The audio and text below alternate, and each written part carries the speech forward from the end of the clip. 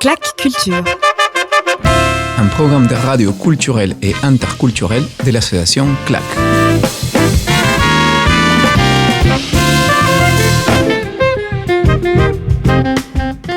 Bienvenue à CLAC Culture, le programme de radio culturel et interculturel de l'association CLAC. Bonjour mon cher Ivan Torres et presque bon anniversaire. Non, presque pas. Il est où mon cadeau? Ah bah, je te le dirai plus tard.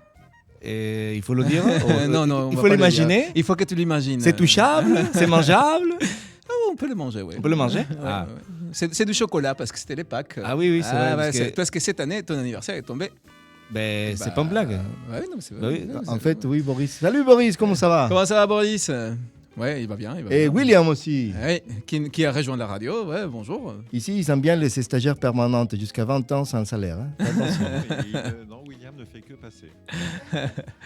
Mais oui, c'est mon anniversaire, c'est un poisson d'avril. C'est ça parce que son anniversaire, c'est le 1er avril. Donc voilà, c'est toujours les poissons d'avril. C'était hier? Ouais. Et c'était Pâques. C'était hier, ouais. Et Pâques, ouais. Et Pâques à tel âge. C'est pour ça. Mais bienvenue à Comment cette ça va? émission. Très bien. Tu as passé un bon week-end de Pâques? Et très calorique. Beaucoup Très d'alcool, calorique. beaucoup de calories, beaucoup de on chocolat. On dit pas ça, on passe à midi, il y a des enfants et tout. Et tu penses qu'ils mangent des salades ici à Bordeaux? Bah oui, mais des calories, tu parlais d'alcool et ça. Non, c'est oublié, il fallait faire les fitness jusqu'à avant le 21 mars, mais là c'est perdu. Bon, mon cher Ivan Torres, on est ici à Clac Culture 93.9 Radio Paul Vert. Radio Paul Vert, la radio de la culture bordelaise. Bordeaux, ouais. Et il y a Boris qui fait ouais. Donc voilà, on est ici aujourd'hui, on a les plaisirs. On a la qualité. La musique bordelaise en duo. Ouais. L'amitié bordelaise latino. On va s'amuser, on va les écouter. Je pense que ça va être une des émissions qui va donner les là à l'été, presque. Oui, j'espère. On va essayer de faire venir le soleil. C'est vendredi, il s'annonce 27 degrés quand même. Il y a de la pluie. Ah ouais? Bah oui, moi, j'ai pas vu de pluie. Hein. Non, moi, je préfère rester avec ma météo. Hein. Il n'y avait pas de pluie, il avait du soleil, il faisait 27 degrés. Je ne crois plus. Madame Soleil ou quoi moi, je regarde la météo tout le temps parce que je me déplace à vélo. Donc je préfère... Monsieur Boris, on est des latinos et les soleils, c'est très important pour nous. Là. Ça, c'est un truc. Oui. Bon, voilà. Donc, on a un duo de musique qui est venu partager avec nous sa musique. On va connaître un peu plus eux. Et c'est Dímelo tú. Dímelo tú. Avec Marcos et Margot. Bonjour. Margot et Marcos, bonjour. Bienvenue à Clac Culture. Merci. Comment ça va? Très bien, merci pour l'invitation. Oui, très bien. C'est la première fois à la radio, non? Marcos, il est déjà venu. Je suis déjà venu pour les autres projets. Mais ensemble? Si, on est déjà venu. Mais ça à la fait Radio Paul Vert longtemps. aussi. Mais c'était une autre émission. Ouais, donc, pas ici. Donc ça compte pas. Vous êtes dans la bonne émission ici. C'est la meilleure. Donc bienvenue à Clac Culture. On va connaître un peu plus sur vous, sur votre musique, votre projet. Dímelo tú. Qui peut me dire en 3 mots, on va dire 3 mots, 3 lignes, qu'est-ce que c'est Dímelo tú? Quel est le concept derrière Dímelo tú? La traduction aussi pour nos amis qui nous écoutent. Vas-y, je te laisse faire de la traduction. Bon, la traduction, c'est dis-le-moi. Dis-le-moi. Dis-le-moi, toi. Je sais pas comment dire en français. Ouais. Non, je sais pas. Dis-le-moi. Dis-le-moi. Mais cette chanson, ça vient justement c'est Margot qui a choisi le nom. On était en recherche des morceaux et des répertoires aussi. Et justement, on chantait une chanson de Atahualpa Yupanqui qui s'appelle Guitarra Dímelo tú. Et justement, à la fin de chaque question à l'univers, qu'est-ce que je fais ici, et à la fin de ce mot, il disait guitare, dis-le-moi. Du coup, c'était un appel à quelque chose, du coup, à les rencontres, une réponse. C'est pour ça qu'il m'a dit dis-moi tout. Et j'ai dit mais parfait. Et c'est vrai que ça sent bien. Bon, en espagnol, c'est génial. En espagnol, c'est vrai que ça colle. Dímelo tú. Et en français, c'est facile à dire. Dis-moi tout, ça va. Oui. Pour les Français, c'est facile. Non, pour les Français, c'est facile à dire. Dis-moi tout, donne-le tout. On a écouté plein de versions quand même. Dímelo tú. Dímelo tú. Et du coup, donc voilà, c'est de là qui vient les noms. Et quel est le concept derrière ce que vous faites? Parce que là, j'ai compris, c'est une rencontre aussi entre vous deux. C'est deux musiciens qui sont unifiés pour faire le bonheur des Bordelais. Et pas que, parce qu'ils vont donner des dates, ils partent en Gironde, ils font des dates. Des tournées, oui, on fait des tours. C'est des pros, des professionnels. On bouge pas mal. Donc, du coup, le répertoire, il est plutôt ciblé sur l'Amérique latine? Oui, ça c'était au début. On va dire, c'était très Amérique latine. Je l'avais dit de prendre du répertoire qu'on aimait bien. En fait, à l'origine, avec donc Marcos, on s'est rencontrés au conservatoire dans le cadre de nos études de chant lyrique. Donc sur un répertoire qui n'a pas grand-chose à voir avec ce qui nous amène aujourd'hui. Et Marcos est arrivé avec son envie de chanter le folklore de son pays, du Chili, et aussi de l'Amérique latine plus généralement. Moi, j'avais envie de faire de la musique actuelle et finalement, j'étais très ouverte à plein d'influences parce que j'écoute beaucoup de choses. Et j'ai découvert donc le folklore grâce à Marcos, et c'est vrai que c'est tellement riche et tellement varié et tellement beau, il y a tellement de beaux textes et de belles harmonies et de beaux rythmes, enfin bon, plein de choses, que on a mis le doigt dedans et on a commencé à explorer tout ça. Et aujourd'hui, on va dire que l'enjeu, il est en train de changer un petit peu. On est passé d'aimer ce répertoire ensemble et de le partager aux Bordelais et alentours, on va dire Nouvelle-Aquitaine. Et aujourd'hui, on a envie de trouver notre identité, on a envie de créer nos compositions, et en s'inspirant de tout ce que nous a donné ce folklore qu'on a interprété et que Marcos a dansé et chanté énormément dans sa vie aussi. Il faut poser la question parce que Marcos, il fait beaucoup de choses. Choses. J'essaie. Donc voilà, on est en train de changer un tout petit peu de cap et de passer sur quelque chose qui sera plus notre musique et riche de plein d'influences, et notamment bien sûr du folklore d'Amérique latine, mais pas que, des choses plus pop aussi.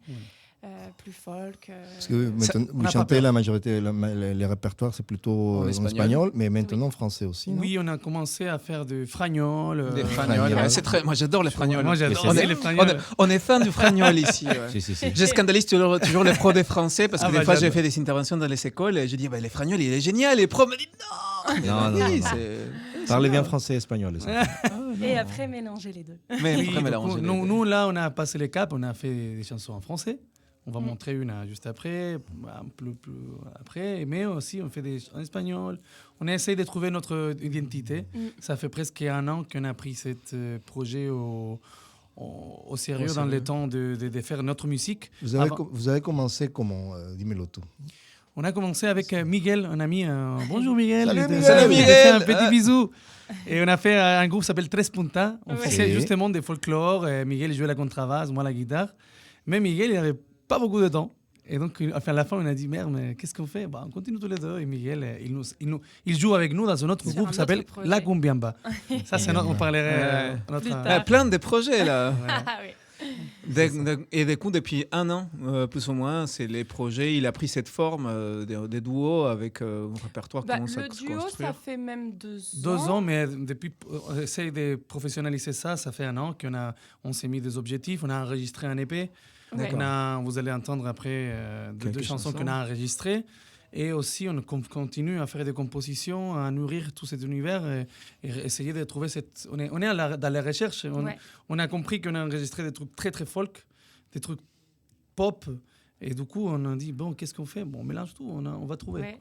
On n'a pas peur de ça, je pense que c'est les chemins. Et commencer à faire un répertoire en soi, avec votre propre envie, votre propre style. Oui, c'est ça. On aime bien ce contact avec les gens, de parler, de raconter qu'est-ce que ça veut dire. Et si c'est notre musique, encore mieux. Moi, j'ai créé ça parce que je me sentais comme ça. Et les gens, ils sont beaucoup plus intéressés. Et à de rien, même les Français, ils disent, mais tu sais, tu as parlé, j'ai compris. Ils ont compris quelque chose. Parce que aussi, ça touche, tu parles de quelque chose, de mal d'amour, tu es content, tu es heureux, on s'en fout. Mais les gens, cette manière de communication, de partager, les gens, ils entendent quelque chose, ils disent, l'attention, elle est triple encore. Ils disent, mais franchement, j'ai compris les choses que vous voulez dire, même s'ils ne parlaient même pas notre langue. Ouais. Et Margot, tu chantais avant en espagnol? Pas avant de rencontrer Marcos, non. Mais tu parlais espagnol, non? Non plus. Non plus. Ah ouais, d'accord. Voilà, c'est vraiment une découverte, ça. Il faut le reconnaître, parce que quand tu l'entends parler espagnol et chanter espagnol... J'ai entendu les chansons. Oui, c'est vrai que ça... Ouais, je pensais que tu parlais... hispanophone comme ça, que tu parlais. J'aimerais, il faut absolument. Mais pour l'instant, oui, je m'en. Mais les artistes font ça souvent. Hein. Surtout les artistes lyriques en plus, parce que je sais que souvent on chante dans des langues où on ne connaît pas nécessairement la langue. Ouais, moi, j'ai beaucoup chanté en allemand. Et tu parles pas Margot aussi, il a un très bon accent. Moi, j'ai un accent horrible en allemand. Tu chantes combien de langues, Marcos? On est obligé de chanter les choses qu'on veut. Le répertoire, russe, italien, tchèque, il a chanté. Moi, j'ai chanté en français. Pour moi, les français, c'était les plus durs. Ouais. Pour moi, c'était... J'ai souffert en conservatoire quand même. Mais on a cette habitude de travailler énormément la phonétique. Ouais. Et du coup, à force... Peu importe ce que c'est, finalement, c'est toujours une suite de phonèmes. Quoi. C'est intéressant, ça. Ouais. Et là, que vous parliez justement chanteurs lyriques qui chantent des choses plutôt folkloriques. Je pensais à Juan Diego Flores. Ah oui, il fait un mélange, qui mélange beaucoup des musiques traditionnelles avec les chants lyriques. Après, je pense qu'il y a, dans les cas des hommes, il y a pas vraiment de différence entre la voix d'homme lyrique et la voix populaire lyrique. Oui, c'est vrai. Tu sais, tu entends un Mexicain chanter du chant populaire et tu dirais que c'est un chanteur lyrique. Ouais, c'est vrai. Par contre, la technique femme, c'est complètement différent. C'est complètement différent et on entend vraiment, c'est du lyrique. Et tu es quoi comme voix soprano? Non. Là aussi, il y a plein de changements, mais ça évolue toujours. Mais oui, je suis plutôt soprano. Soprano. Et moi, ténor. Plutôt aigu. D'accord, ok. Oui, parce que ça, c'est aussi c'est quelque chose qui est assez intéressant. Qui est généralement, dans la chant lyrique, il y a on est vraiment encadré sur quelque chose, non? Donc on est soprano. Des fois un peu trop. Oui, c'est ça. Non, mais c'est vrai parce que finalement, on nous donne déjà des fois notre catégorie de voix, entre guillemets, notre tessiture, alors que la voix n'est pas encore finie de travailler et qu'on peut avoir des surprises, en fait. Et qu'on évolue beaucoup, la voix aussi change avec les temps. Donc, finalement, la tessiture, c'est pas toujours ce qui importe le plus. Faut juste s'écouter, travailler sans se faire mal et continuer. Advienne que pourra. Et vos chanteurs lyriques préférés? Moi, tous les deux? Corelli, peut-être Corelli pour moi. Alors là, c'est des questions basiques mais importantes pour le public. Moi, je dirais, mais c'est assez... Je dirais qu'une de celles qui m'impressionne le plus, c'est Nadine Sierra. Je ne sais pas si vous connaissez. Je suis complètement... je l'avoue, je ne connais absolument rien des... C'est pour ça que c'était pour moi intéressant qu'on ait au Flores, par exemple, parce que moi, je ne connais rien des musiques classiques en général, et moins des lyriques. Et avec lui, j'ai rentré un peu parce qu'il chantait des trucs populaires. Et Nadine, c'est de quelle origine? Elle est justement d'origine... moitié... Je me demande si c'est pas... Moitié latino, moitié... Je sais pas mais je ne sais pas de quel pays. Colombie, je crois, un truc comme ça. Ouais. On va chercher. Mais Juan Diego Flores, il y a une voix de ténor léger. Ouais. Et c'est la voix qui se ressemble beaucoup à la populaire. Oui, c'est vrai. C'est pour ça que tu l'entends chanter populaire et ça marche. Ça marche bien.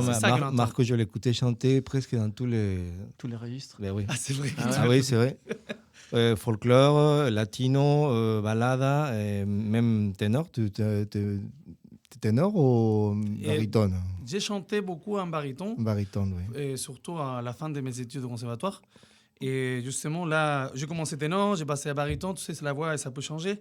Et là, j'ai commencé à retravailler avec un prof. Et là, je suis en mode ténor à fond.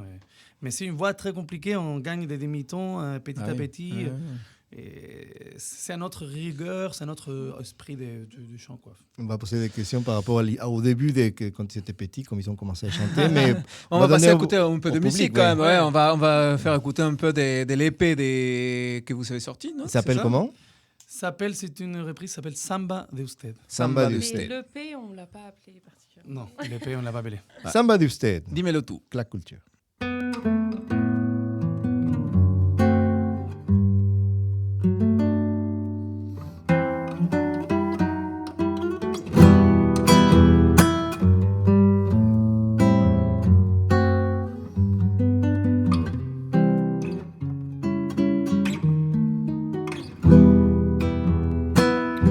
Yo no sé si podrá esta samba llegar a usted bajo los luceros va por la noche buscando el pueblito donde la dejé. Bajo los luceros va por la noche buscando el pueblito donde la dejé. Por oír otra vez la tonadita de su voz, niña de los ojos color de olivo, me iré tras la samba romero de amor. Niña de los ojos color de olivo, me iré tras la samba romero de amor. Estas zambas de usted la hice con nostalgia de piel y de voz. Cuando usted la escuche crecida en sombras, recuérdeme un poco tan lejos que estoy. Cuando usted la escuche crecida en sombras, recuérdeme un poco tan lejos que estoy.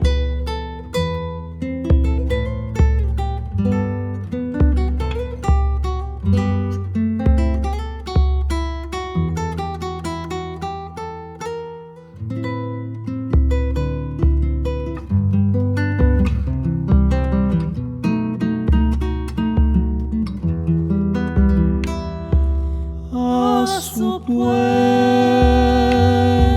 yo iré, llegaré cuando muera el sol, en mensajerías de luna y sueño, para ver mi niña si no me olvido.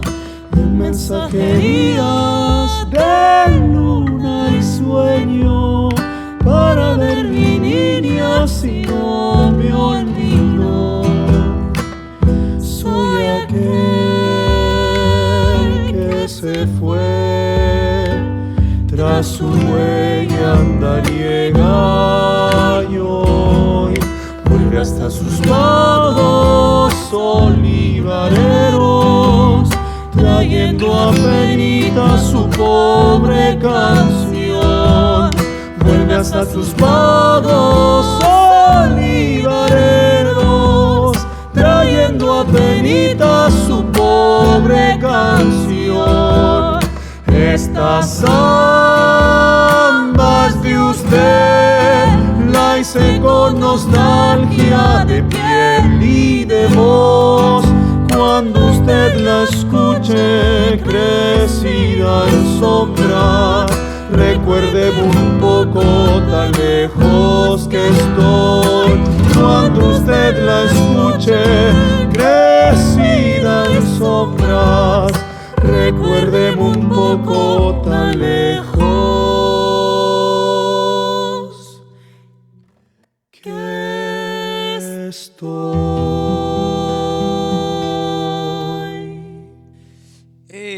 Comment s'appelle la chanson? Samba de usted. Et du coup, c'est un samba argentine? Oui. C'est un rythme d'une samba argentine. C'est ça. Parce que je pense que les gens ici, souvent, font l'idée samba Brésil. C'est souvent un peu la... Parce que moi, j'adore la samba argentine. Et quand tu parles des samba, les gens, tu dis, ah, c'est Brésil, non. Donc, est-ce que tu peux me dire plus ou moins un peu la caractéristique d'une samba argentine? Et la samba, c'est un rythme en 6-8, un peu comme les sons jarocho, mais très très long, en mode slow. Quoi. Et c'est une musique un peu mélancolique chaque fois, non? C'est très mélancolique. Et quand tu vas en Argentine, il y a des gens qui ils font l'asado et tout, et les gens ils chantent des peines, et c'est très très très long. Et s'accompagner au bombo. Et ça donne un truc un peu comme un cœur qui est derrière et qui pousse à ça, on a envie d'avoir un petit mezcal à côté. Ouais, on aurait dû avoir. Et surtout aussi au niveau de l'orthographe, ça s'écrit avec un Z. Et ça s'écrit avec un Z, ouais. Zamba. Les Espagnols, ils diront Zamba. Zamba pour les Espagnols. Ils ont dit bonjour à l'équipe de Cervantes. D'ailleurs, vous allez vous présenter, non, au Cervantes, apparemment. Oui, justement, je pense que les premiers jours de la semaine Amérique latine. Oui, ça commence bientôt, la semaine Amérique latine. Du coup, oui, on est invité à l'Institut Cervantes pour... Le 23 mai. C'est ça. À 18h30. 18h30. Soyez précis et c'est gratuit.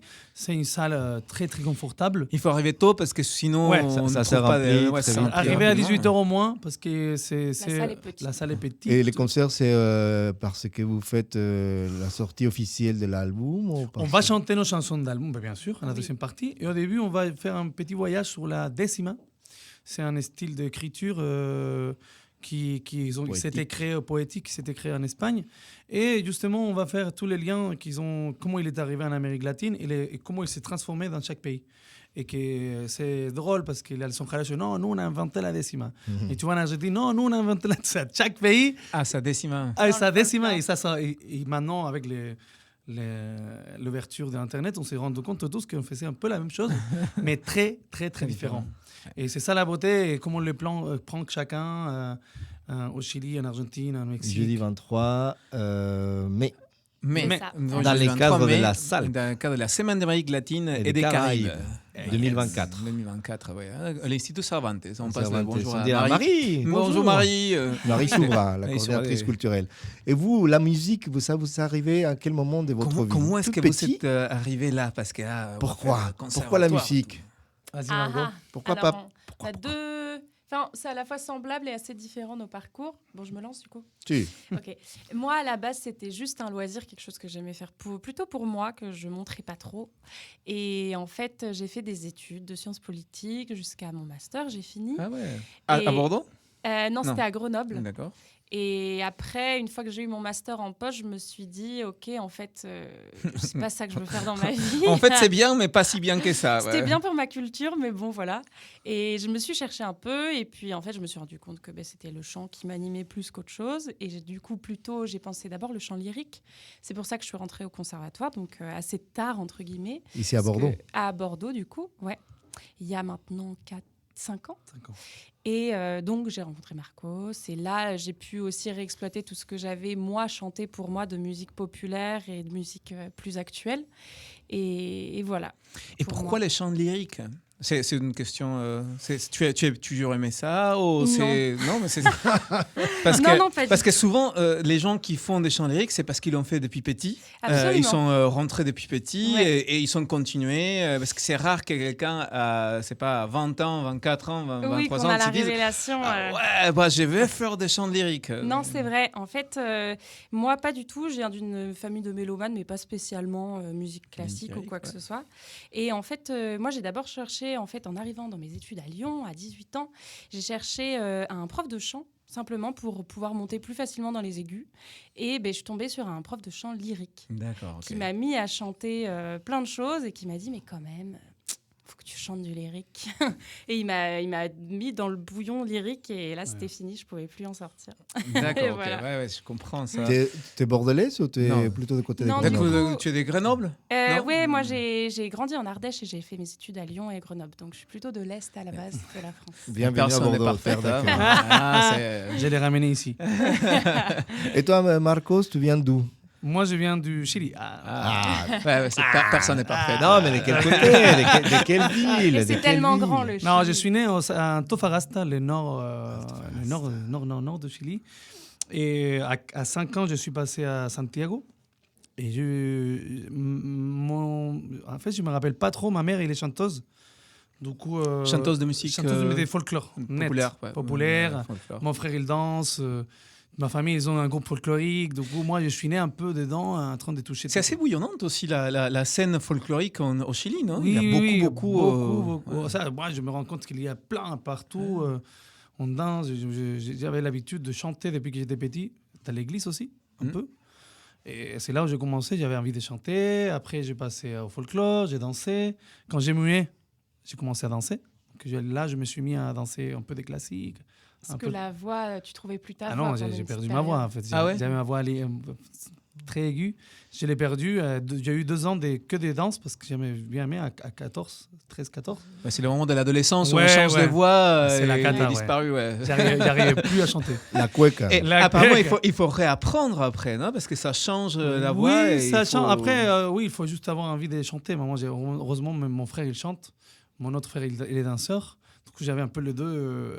Et toi, tu étais vraiment dans une famille qui est baignée des musiques, des danses. Moi, j'ai jamais appris vraiment. J'ai laissé à ma mère comment on peut chanter. Ma mère a dit respire, tiens-toi droit et vas-y.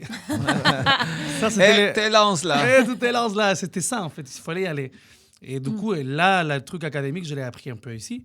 Justement, un peu presque pareil que Margot, j'avais envie de prendre des cours. Même presque pas. Il y avait un mec qui m'a dit hey, je peux te donner des cours gratuits. Mais je te les fais en espagnol, tu me corriges. J'ai dit, bien sûr. Et lui, il m'a dit tout de suite, écoute, il faut que tu rentres au conservatoire. Il m'a fait l'inscription. Ah ouais. Et là... Il s'appelle comment Ricard Rocher. Richard Rocher. Non, putain, j'ai oublié. J'ai oublié son prénom. Si, c'est possible, Richard, que ça soit son prénom, et Rocher, son nom de famille. Peut-être. Mais il faut que je me rappelle de lui parce que après, justement, en fait, il est apparu comme ça, il est disparu. Je l'ai vu il y a 3 ans, mais après, je parle il a 8 ans. Et je suis rentré dedans, et là, je me suis pris dans la gueule un peu la rigueur de classique, la beauté du texte, la difficulté du texte aussi, technique, et chanter a cappella, que c'est pas pareil. Ah oui.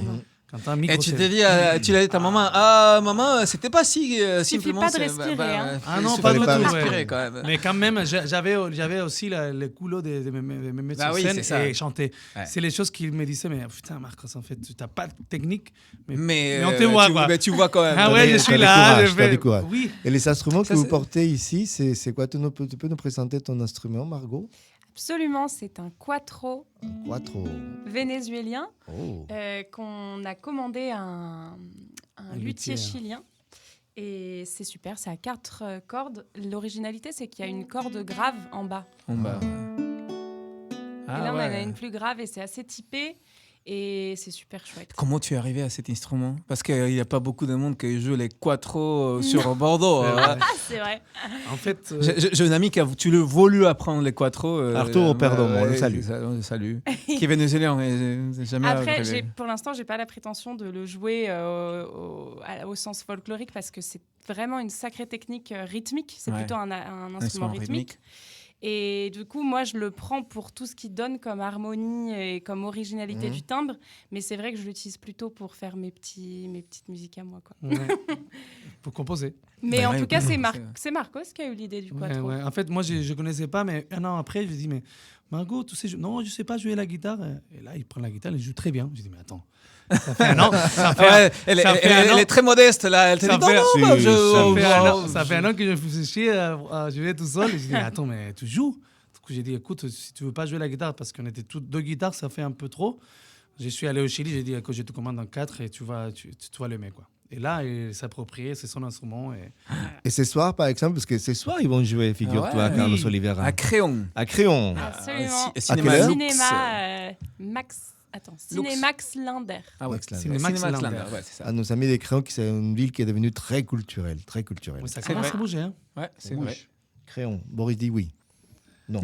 Boris, non, il sait pas. Il sait même pas où est-ce que c'est Créon. Il a rien dit. Et si on écoute à nouveau les duos Dímelo tú, Oliveira? Oui, mais cette fois, on va en live. Tant qu'ils sont les quattro et la guitare là, on va leur demander des jeux un peu en live. Qu'est-ce qu'on chante? Pour le bonheur des publics de Radio Polver 93.9.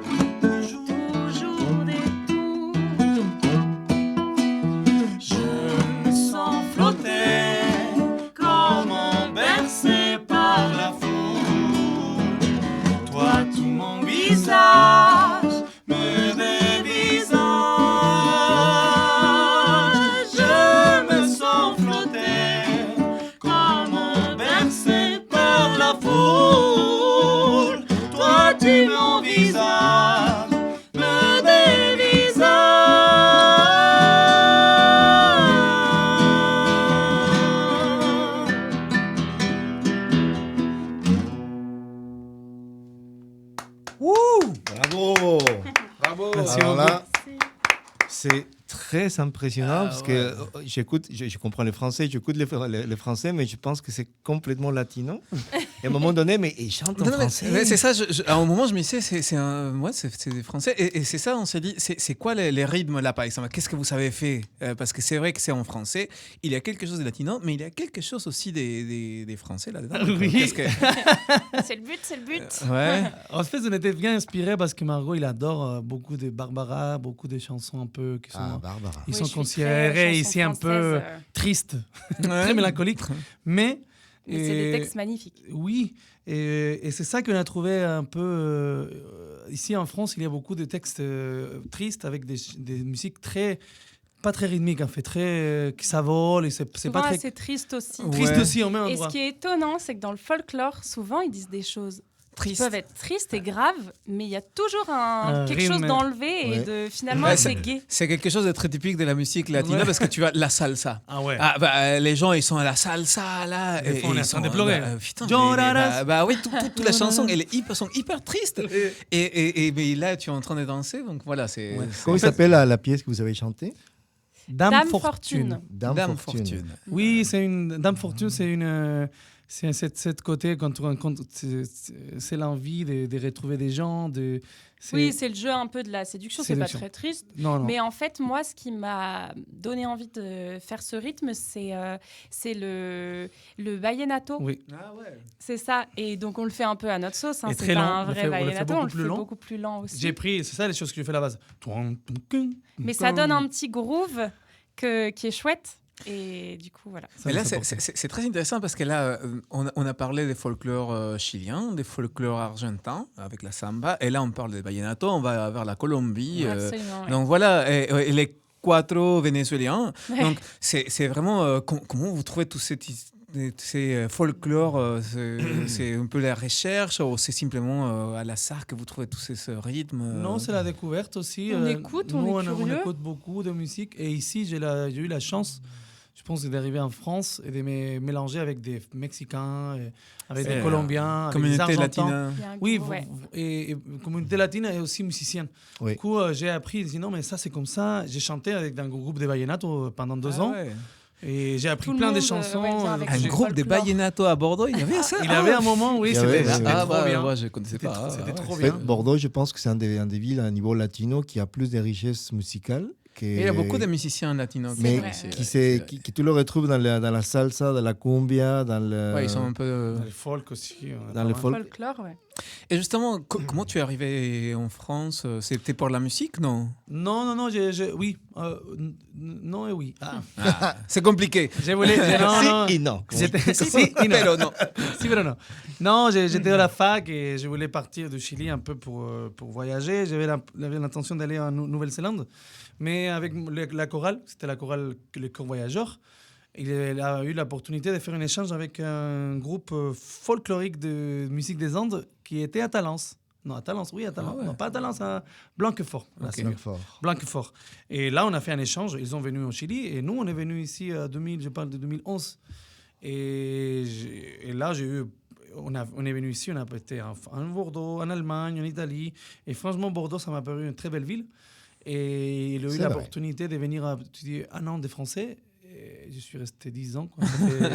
Ça fait 10 ans que c'est Excelsior. C'est un an de 10 ans. Ouais, écoute, je suis arrivé il y a 10 ans, ouais. Voilà. 14. 2014, bienvenue au Bordeaux, nous attire. Ouais, ça nous attirait bien, ouais. D'accord, ok, c'est comme ça que je suis arrivé. Et après, j'ai connu la vie, l'amour, la déception. On s'est reconnu. C'est reconnu. Moi, je le connais depuis longtemps aussi. Tu sais que Marcos, je le connais, mais comme public. Parce que je le voyais, il est dans ces groupes-là. Et la semaine après, non, il est dans ces groupes-là. Il était partout. Après, je voyais tous les copains mexicains, colombiens, vénézuéliens, Chili, et surtout les Chiliens. Alors là, chapeau bas, les Chiliens à Bordeaux. Vous avez la maîtrise de la musique. De la scène musicale. Il y a beaucoup de Chiliens qui sont dans la scène musicale.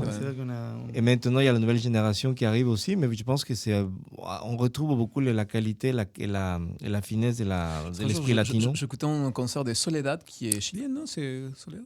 Comment ça? Non, Soledad, elle est argentine. Ah, elle est argentine. Il y en a beaucoup. Les folklore argentin, ouais. Okay. Ouais, non, c'est vrai qu'il y a beaucoup de folklore en Amérique latine, que c'est hyper intéressant. Ouais. Il y a des nouvelles générations, c'est intéressant. Il y a des jeunes relativement jeunes qui commencent à faire, on va dire, du folklore qui changent aussi un peu parce que c'est une musique qui change aussi. Oui, et c'est ça que c'est plein d'évolution. Ouais, je trouvais très actuel la pièce qu'on vient de chanter. Je pense que c'est quelque chose qui va plaire beaucoup au public. Parce que j'étais en train de dire, mais caray. C'est en français, mais je sentais toute l'ambiance et tous les mouvements latinos, mais je dis je comprends pas. Oui, c'est en français. C'est le but. Mais c'était en espagnol, tu as compris aussi. Je pense. Aussi. De temps en temps, je pense que tu comprends l'espagnol. Oui. Mais t'imagines les publics quand ils vont le voir ce soir à Créon, ils vont dire aïe. Et du coup, c'est un Créon dans quel cadre? Parce que c'est un festival de musique sur les cultures de la péninsule ibérique. Oui, d'accord, ok. Donc on va chanter un peu de fado, un peu de la musique espagnole et aussi un peu de la musique brésilienne. Voilà, on fait l'ouverture du festival et il y a plein d'autres concerts aussi, au moins 2 autres concerts que le nôtre. Nous on commence juste et après c'est les autres qui vont vraiment faire super, Créon. Tu veux écouter autre morceau, Olivera? Oui, si on peut faire un deuxième morceau comme ça. Ça vous dirait? Oui. Bien sûr, toujours. Et qu'est-ce que vous allez nous chanter cette fois? Ça, c'est une autre compo, l'a écrit il n'y a pas longtemps. C'est un mélange. Bon, je dis pas trop pour des après la pièce, on va poser des questions. Ça s'appelle Empezar de nuevo. Empezar de nuevo. On dirait que c'est l'hymne de tous les latinos ici à Bordeaux. ouais, c'est vrai. On commence Empezar de nuevo. Attends. Ça. Ça, c'est la magie de live. C'est Radio Paul Vert, 93.9. La culture.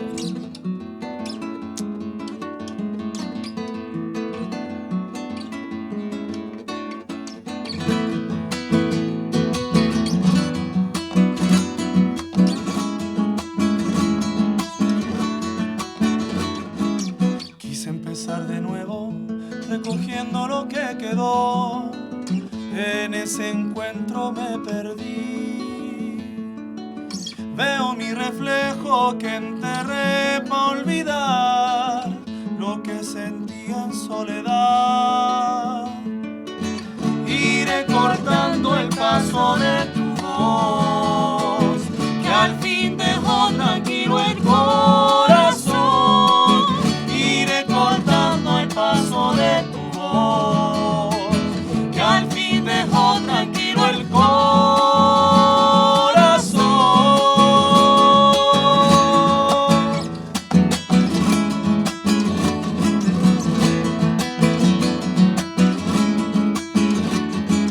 Quise empezar de nuevo, recordando lo que quedó, y en ese encuentro me perdí. Veo mi reflejo que enterré para olvidar lo que sentía en soledad. Hoy me vuelve a asustar, llorar, gritar para olvidar. Hoy me vuelve a asustar, llorar, gritar para olvidar. Iré cortando el paso de tu voz, que al fin dejó tranquilo el corazón. Iré cortando el paso de tu voz, que al fin dejó tranquilo el corazón.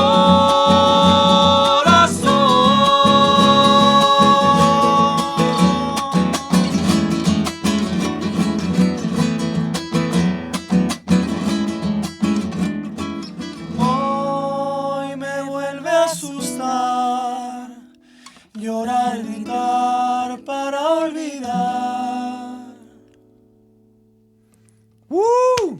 Bravo!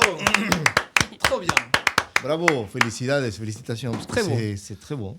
Très beau. Il y a quelque chose qui j'étais en train de penser là pendant que je vous écoutais, c'est qu'en Amérique latine, il y a cette tradition de chanter à l'unisson et entre plusieurs voix, chose que je ne vois pas trop dans la musique populaire française, non? Je me trompe peut-être, non?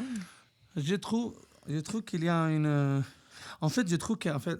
Parce qu'ici, comme vous disiez, il y a cette tradition des chanteurs, des chanteurs à parole qui vont jouer avec la guitare, il y a Brel, etc. Mais en Amérique latine, ça s'est fait toujours cette idée d'avoir plusieurs voix qui vont être en train de... Oui, c'est vrai que l'harmonisation... alors, en fait, peut-être aussi parce qu'il y a le folklore français, qui est plutôt toutes ces musiques folkloriques, notamment bretonnes, vraiment par région, et typées vraiment de l'empreinte à chaque fois de la culture d'une région. Voilà. Et là, on parle aussi donc de Barbara, de Brel, là, qui sont plutôt des chanteurs à texte. Bon, en plus, Brel, il n'était pas français, mais enfin, bon, bref. Mais on comprend. Oui, il était français de cœur. On l'aime. Voilà. On aime les Belges. C'est vrai que dans la chanson française qu'on connaît, c'est vrai que c'était plutôt des personnes seules qui portaient leur texte. Et par contre, je pense que dans le folklore vraiment français et de toutes ces régions différentes, il y a quand même les polyphonies beaucoup. Il y a beaucoup de polyphonies. Mais moins dans les textes français. Moi, j'ai beaucoup compris la musique française quand j'ai étudié un peu le lyrique, parce que la musique contemporaine, il va tellement loin au niveau des textes, au niveau des libertés des paroles, des jeux des rythmes, que quand j'écoute, je sais pas, un chanteur Brel, il est tellement libre dans les rythmes, on dirait qu'il est même pas avec les musiciens. Quoi. Oui, il fait faire ce qu'il veut. Oui, ça. C'est vrai. Et c'est vrai que nous, je sais pas si c'est bien ou pas, mais nous, on a une contrainte que c'est les rythmes en Amérique latine. Et que nous, on essaie de se détacher de temps en temps, mais c'est compliqué, tu vois. On a tous les... Mais je trouve que c'est une qualité de la musique française, qu'ils soient aussi libres. Et en même temps, moi, je trouve ça super qu'il y ait le côté rythmique du folklore d'Amérique latine, parce que c'est ce qui nous rattache tous à cette même pulsation commune qui nous donne envie de la danser et qui fait que c'est peut-être plus facile d'être ensemble sur ces musiques aussi que sur des musiques très libres, très contemporaines, où c'est plutôt une interprétation peut-être plus personnelle.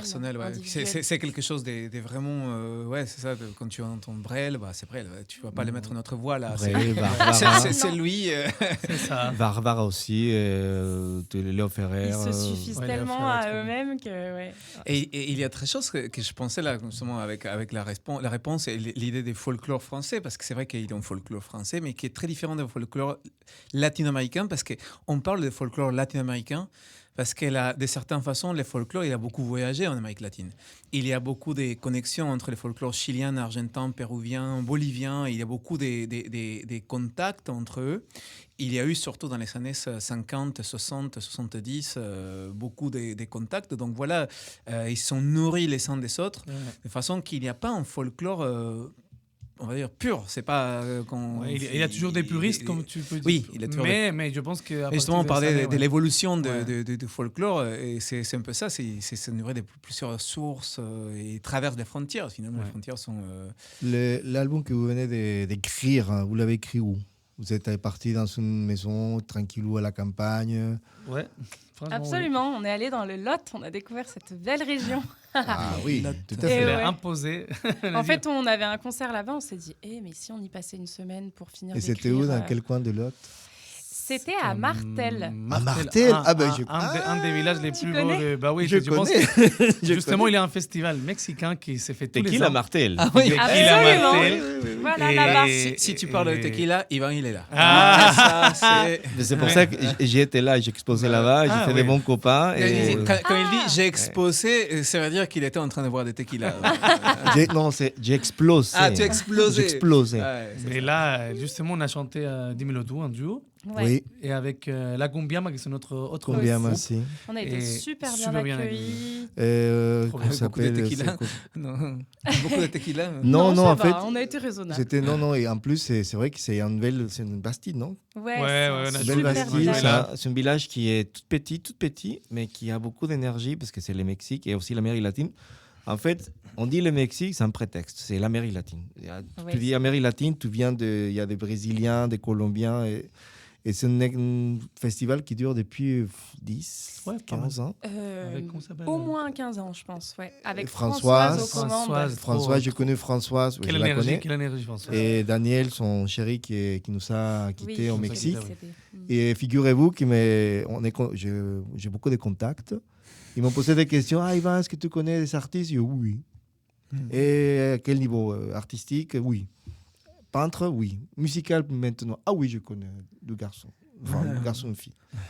Et elle était très contente. Ouais. Ah. Elle est très contente, Françoise. Ouais. Et là, la pêche. Et ces lieux, c'est magnifique. Hein. C'est vrai que c'est très sympa. Et du coup, c'était quand ça? C'était l'année dernière. C'était pendant les vacances de la Toussaint l'année dernière, et il va falloir absolument qu'on retrouve un lieu de résidence bientôt. Parce qu'en fait, et je pense que ça, c'est une des choses qu'il faut qu'on améliore. Il faut vraiment se donner des rendez-vous où on se coupe de tout. Ouais, sinon, pris dans le quotidien, c'est trop dur difficile de créer. Vous avez écrit combien de chansons pendant cette période de résidence? On a écrit une semaine, on en a écrit 3, je crois. Ouais. On a fait quelques-unes. On a fini 2 et réécrit 2. Ouais. Et vous savez les projets de sortir un album, j'imagine? Ouais. C'est un de notre buts, c'est pas notre priorité. Je pense qu'on va sortir des singles pour justement trouver notre identité musicale, comment on se sent avec tout ça. Mais justement, Bajando la Quebrada, c'est né là-bas, parce que je dis, mais j'aimerais bien écrire un truc rythmé. Il avait un rythme que j'aime bien qui s'appelle les Tinku. Et il y a une chanson qui faisait Victor Jara que j'aimais bien. Et je me suis inspiré de ce rythme-là. Et j'ai dit, putain, il y a plein de falaises ici. Ah oui. Et on a fait beaucoup de balades. On s'en jouait. Et après, on disait, bon, on marche. Et c'est une chanson un peu d'amour. J'aime bien être avec toi, à côté de mes pas. Et bon, on s'est dit, on va faire un truc fort. Et là, c'était une recherche très folklorique. Oui. On a été folk. Et après, on a dit, waouh, on est un peu extrême là. Et après, on a fait un truc très folk. Et après, on a fait un truc, tu vois, on est dans la plan recherche. Du coup, on est un peu dans tout et nulle part. Ouais. Mais je pense que ça fait partie de ce retrouvailles, en fait. On est plein dedans, en fait. C'est ça. Non, mais c'est clair. On est perdu. mais c'est bien c'est perdre pour se retrouver après. Ouais, c'est ça. Parce que accompagne-nous à se perdre. Il faut accepter de se perdre. Il faut accepter de se perdre aussi. Et les dates, parce que maintenant, les gens vous ont entendu à la radio. Mais il faut donner des pistes pour savoir de quel côté. Et il faut aussi, vous êtes sur Instagram comme Dis-le-tout musique. Absolument, Dis-le-tout.musique. On va vous taguer, comme on dit les gens respectueux dans ce jeunes. On va vous taguer. Taguez-moi. Et bon, on a le printemps 2024. On a plein de trucs. Aujourd'hui, on joue au Cinemax Lander, au Créon. Les 20-04, on joue au Cercle des Bazas. Oui, il y a aussi un super réseau de culture en Gironde et dans les Landes, c'est les Cercles de Gironde. Et du coup, on va jouer à Bazas. Venez ici, les 23 mai, on est à l'Institut Cervantes à Bordeaux, à 18h30, comme on avait dit. Et les 26 de même mois, on est dans la fête de la nature au Porge. À côté de la Cano. À côté de la Cano, ça va être trop beau. Si vous avez envie de passer nous voir avant d'aller à la plage, n'hésitez pas. On y aller directement vous voir. C'est ça. Les 7 juin, on joue dans la Château de Lourdes et Saint-Laurent d'Ars. C'est un festival qui vient de se faire au nord de Bordeaux. On va aller jouer à notre nouvel endroit, Salle. Festival de Populêtre. Populaire. Non, lettre. Non, alors. T'as mal écrit du coup. Non. Populaire.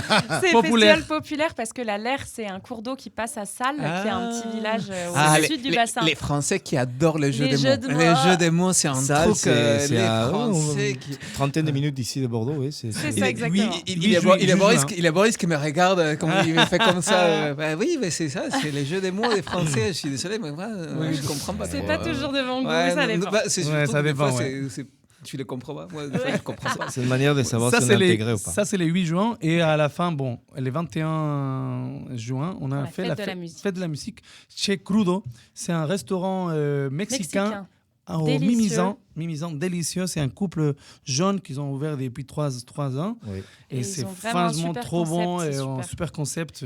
Ça va être trop beau à la plage. Et on mange très bien là. Là, on a fait on a fait un concert il n'y a pas longtemps. Ah ouais, on a testé là. C'est trop bon. C'est délice. Donc, cadeau aussi. À Mimizan, à la plage. pour la fête de la musique. Ah ouais, c'est trop bien. Bon, c'est pas mal comme date. Ouais, on a des autres, mais on va voir, on va dire après. Il faudra qu'on les suive sur les réseaux sociaux. Oui, c'est ça. Donc vous pouvez le suivre. Dimelotou.musique. Dimelotou.musique. On va les taguer sur les réseaux. Oui, dès que la mission radio finira, vous verrez la vidéo. Et vous savez aussi une chaîne YouTube, quelque chose comme ça, non? On a une chaîne YouTube où on a mis quelques vidéos qu'on a fait dans une école de cinéma. Ah oui. On a les chansons qu'on a mis déjà sur Spotify. Vous pourrez nous trouver sur Spotify avec 3 morceaux qu'on a déjà sortis. Apple Music, toutes les plateformes. Toutes les plateformes. Dimelotou, tout attaché. Et aussi, on a notre Instagram, parce que c'est très vivant, et Facebook aussi, pour les gens qui ont... Vous faites les moins jeunes. Les projections. Les publications d'Instagram. Oui. C'est très professionnel. Hein? Ah, merci. Oui. Parce que moi, je suis. Mais parce qu'Yvan, il est un pro des réseaux sociaux. De la com. Ah oui, lui, si lui, il dit que c'est bien, ça veut dire que si on ne maîtrise pas la com, qui va nous donner à comer. J'étais sur chapeau, c'est vrai que... Mais moi, le spécialiste, c'était Marcos. Et maintenant, je m'y mets aussi. C'est bien. Maintenant, on est tous les deux et je pense que c'est double force. Et on adore, finalement. Faut le prendre comme un jeu, mais c'est vrai qu'il vos vidéos sont très fraîches, très... On sent qu'il y a une allégresse pour faire les vidéos. La mise en scène, c'est très bien. Très bien. Après, je pense que la seule manière de faire ça, c'est de s'amuser et prendre un peu à la légère. On ne se prend pas trop la tête. Il ne faut pas se prendre trop on dit, on a une idée, on y va. On dit une heure, vous l'avez fait, on le fait. Et l'audace latino avec la méthodologie française. C'est ça. C'est les bons couples là. Olivera, il faut que je donne une annonce. Vas-y, je te laisse. Parce que demain, jeudi 4 et vendredi 5, c'est les dons des sangs. Les dons des sangs. Et Radio Pôle Vert, également Claque Culture, nous sommes partenaires. Et on vous attend à partir de Place de la Bourse. Place de la Bourse. Place de la Bourse. Il y aura de la musique aussi. Il y aura de la musique, il y aura une exposition d'un artiste peintre mexicain. Très connu, super artiste, Ivan Torres. Il y a beaucoup d'animations, il y a la musique et j'ai vu dans la programmation Ninoska. Aussi. C'est bien. Donc voilà, c'est jeudi et vendredi. Donnez un peu de votre sang, jeudi, vendredi, jeudi et 4 et 5. Donnez un peu de votre sang à Bordeaux, comme ça vous donnez un peu de l'énergie latino-américaine. Yes. Dans des sangs Bordeaux. Très important. Ils sont toujours en manque des sangs au don des sangs. Donc voilà, c'est une façon. Ça prend 15 minutes de faire le don de sang et ça sauve beaucoup de vies. J'ai pas mon français. Ça veut dire qu'on commence à arriver à la fin. On va arriver à la fin. Quand nous, on commence à parler... Moi, je te propose et finir en beauté avec nos invités et partir avec leur musique à eux. Ouais. Donc, on va dire tranquillement, mais sûrement au revoir à Margot. Merci beaucoup d'être venu, c'était super. Et on va vous suivre, on vous invitera à nouveau pour les sorties des prochaines sorties, les prochains concerts, pour avoir un peu plus d'informations. C'était un plaisir de s'écouter en live. Et aussi envoyer des infos de votre côté, comme ça nous on va publier à tous les gens qui nous écoutent, à peu près 4000 personnes. 4 millions. Non, 4000 le matin, 5000 l'après-midi. C'est bien ça. Il est Boris qui rigole, donc voilà, c'est... Mais c'est vrai. Ah là là, c'est délire de latino. Bon, écoute, on va y aller. Merci Margot, merci Marcos, merci à Dimelotou. Et nous on arrive à la fin et avec nous ce sera en prochaine Claque Culture.